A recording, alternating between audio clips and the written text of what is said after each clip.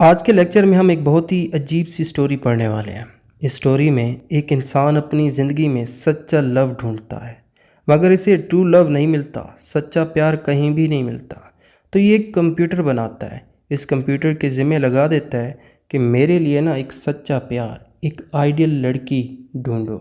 ये कंप्यूटर बहुत कोशिश करता है और आखिर पर इस कंप्यूटर को ना एक आइडियल, एक परफेक्ट लड़की मिल जाती है। मगर ये क्या, इस कंप्यूटर को क्या हो गया? जी हाँ, इस कंप्यूटर को प्यार हो गया था। और इस प्यार में कंप्यूटर क्या क्या करता है ये तो कहानी में पता चलेगा। तो चलते हैं स्टोरी की तरफ। ये कहानी जब स्टार्ट होती है तो हम देखते हैं कि एक कंप्यूटर ये सारी स्टोरी बता रहा होता है। इस कंप्यूटर का नाम जो है और जो को बनाने वाले का नाम मिल्टन है। तो हाँ, हमारी स्टोरी का नरेटर एक कंप्यूटर है। तो ये कंप्यूटर जो हमें कह रहा होता है कि मैं सारी दुनिया से कनेक्टेड हूँ और सब कुछ जानता हूँ। मैं मिल्टन का प्राइवेट कंप्यूटर हूँ। मुझसे मिल्टन जब भी बात करता है ना, तो सिंबल्स का यूज़ करके बात करता है। तो इसके बाद हमारा ये जो कंप्यूटर कहता है कि मिल्टन के पास सब कुछ है, मगर नहीं है ना तो एक बीवी की कमी है।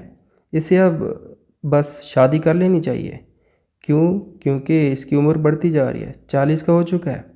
एक दिन क्या होता है कि मिल्टन बैठे बैठे सोच रहा होता है और अचानक मुझे कहता है कि ऐसा करो कि तुम मेरे लिए ना मेरी शादी के लिए लड़की ढूंढो। मगर सुनो, उस लड़की की आदतें, हैबिट्स, अंदाज सब कुछ मुझसे मिलता जुलता हो। बस जो अब तुम्हारे ज़िम्मे है कि तुमने मेरे लिए ना ट्रू लव ढूंढना है। तो अब ये सब सुनने के बाद जो सर्चिंग पर लग जाता है। 2 वीक्स गुजर जाते हैं। इन वीक्स में 235 235 के करीब वुमेन मिलती हैं इसे, जो यहाँ पर मिल्टन को कहता है कि 235 विमेन हैं। अब इन 235 में तुम्हारे लिए ट्रू लव मैं कैसे ढूंढूं, ये तो मुश्किल है। तो मिल्टन ये सुनते ही कहता है कि जो ऐसा करो, इन सब में खूबसूरत विमेंस को अलग करो।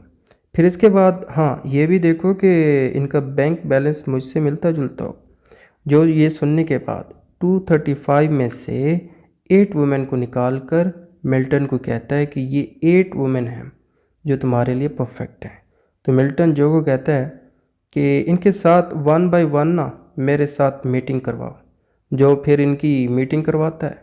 पहली लड़की के साथ जब मिल्टन डिनर करता है ना, तो इसे उस लड़की में ना कुछ मिसिंग सा लगता है, खाली खाली सा लगता है इसे, हमारे इस रोमियो को। हैरानी की बात जो को तब लगती है जब बाकी बची लड़कियों के मुतल्लिक भी सेम वर्ड्स कहता है ये रोमियो, कि ये लड़कियां मेरे लिए बनी नहीं, ये मेरी आइडियल नहीं हो सकती। जैसे मैं चाहता हूँ ना वैसे इन लड़कियों में कोई भी कुछ भी नहीं है।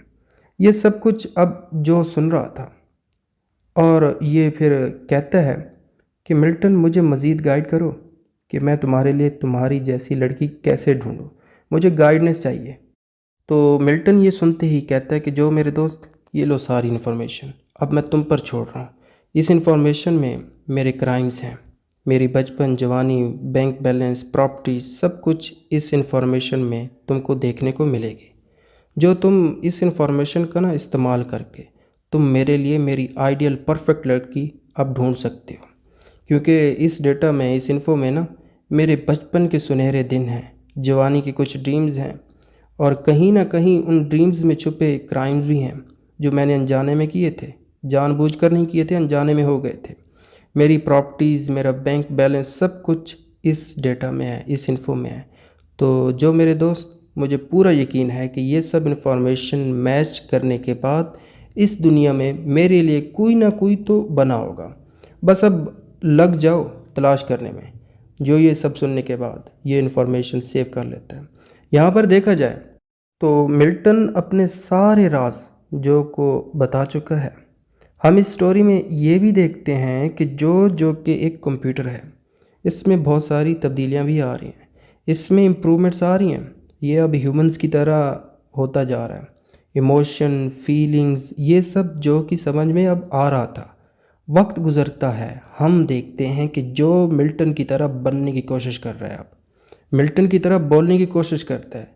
हम ये भी देख रहे हैं कि जो मिल्टन के लिए एक लड़की भी ढूंढ रहा है साथ साथ।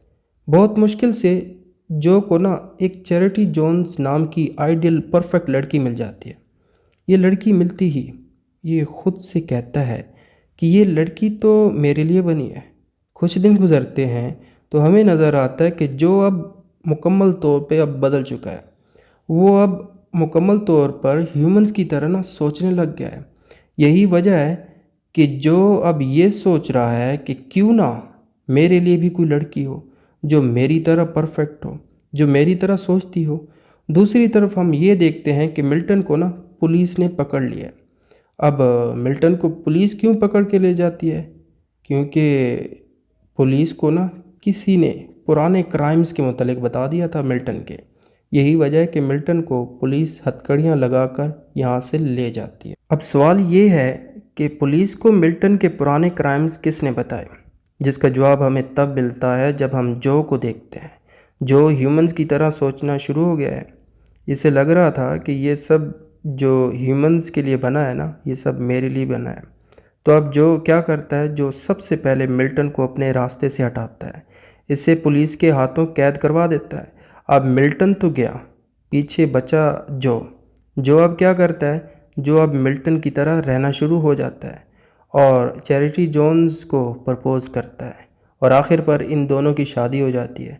और ये कहता है Charity Jones, you are my true love.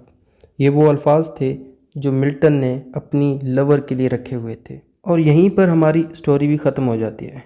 मगर हमने ये जाना कि इंसान ने कंप्यूटर्स को इतना इनोवेट बनाया है कि अब कंप्यूटर्स इंसान की जगह लेना शुरू हो गए हैं। इन कंप्यूटर्स ने इंसानों को रिप्लेस करना शुरू कर दिया है। तो उम्मीद करता हूँ ये स्टोरी आपको पसंद आई है। पसंद आई है तो लाइक कीजिएगा, सब्सक्राइब कीजिएगा, अपना फीडबैक कमेंट में देना ना भूलिएगा कि आपको ये स्टोरी कैसे लगी। Thank for watching this.